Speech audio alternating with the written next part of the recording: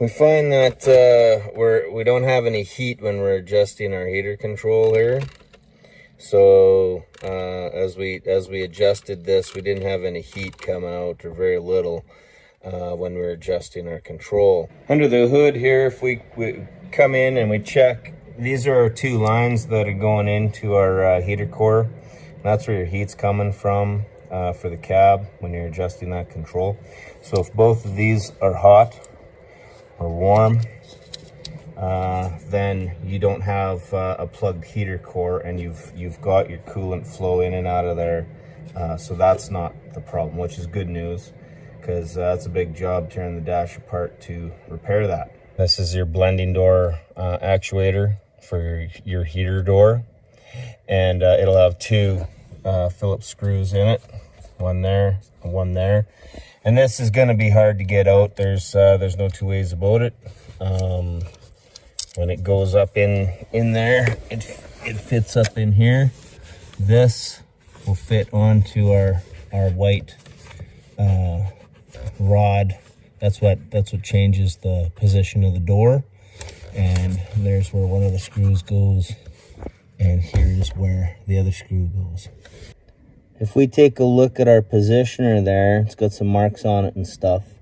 And as I adjust the knob from hot to cold, you'll see that it moves, but it doesn't look like it's moving all the way. So we don't have full range of motion there. And so I'm going to get a new blend door operator here, put that in, and see if that'll fix our problem.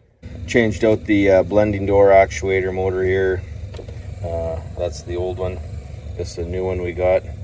And so we have our heat all the way on. So then that mark is lining up there. And then as I turn it all the way to the other way, we should see that mark line up to the other one.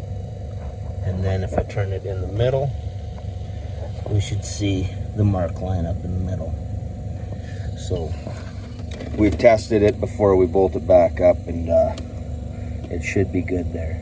So what I'll do is I'll turn it all the way to heat, and I'll have that turn, and then I'll install it, and it should line up when, with our two bolt holes here, and that turned all the way to heat.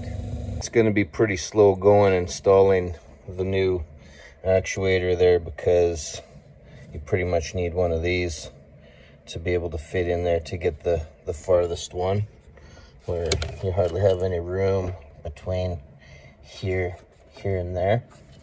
And a little stubby screwdriver should get you on the outside screw there. There'll only be two out of the three that show on here that you can access.